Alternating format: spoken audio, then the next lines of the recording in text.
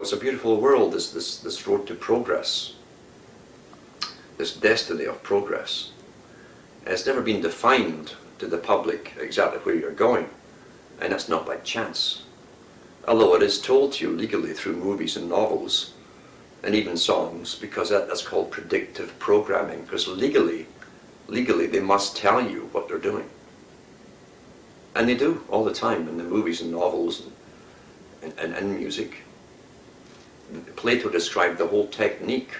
Today we call it a form of indoctrination, predictive programming, which means that through fiction, or through when you think you're enjoying yourself, through being entertained, undercover, and to entertain, tain comes from tin, the cover. When you're under the cover, your sensor part of your mind is not working. And when it's not working, you're unaware that you're being downloaded like a computer. And so all the little emotional techniques that you use, and you're identifying with the hero or the female with the heroine, and there's people in between these days, and all that kind of stuff. Once you start identifying with the characters, they've got you, because they can take you anywhere, no matter what that character does, because as long as you identify this much with them, they can take you that much into where they want you to go emotionally. And so when the real things start to happen in your own life, you say, well, this is kind of familiar to me. And you don't object to it. Because you're thinking, well, I guess it's the only way we could go in society in this particular area. I guess it's a natural evolution. But no, your mind was prepared, because these guys are the shepherds, you know.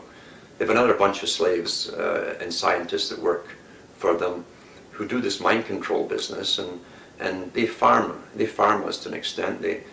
First of all, they know what they want to grow in this field, the particular crop they want to grow, and how high, and how many. And they first prepare the land, you know. They cut the brush, they plough it, they harrow it, they do all the necessary groundwork, and then they sow the seed and watch it grow, you see, and cultivate it.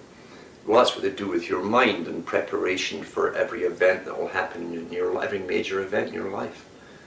You've seen it all through movies, especially in this day and age, and in the last century it was primarily, well, in the 20th century, it was primarily novels and stage plays and music halls, etc.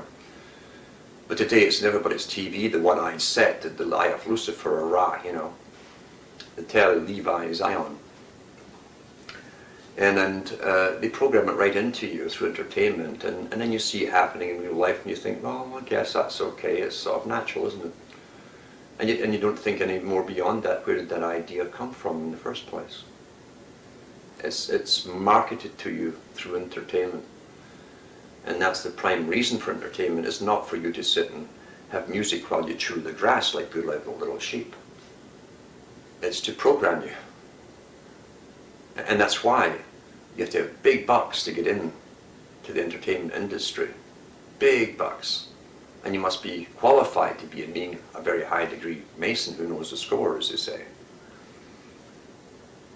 Because they can't let any Joe Blow come in. Plato said that thousands of years ago. Culture is created from the top and put down to the people. We're taught it comes from the grassroots, you see, and just sort of withers or blossoms, or like weeds, it grows, and it doesn't, because they can't allow anything to come from the grassroots. Because if it's not in their plan, you can never tell the unforetold consequences the most simplest, seemingly innocent thing could possibly do, the rippling effects, and what it would affect, and so on. So everything comes from the top down in this culture creation business. And it's always been that way in civilization.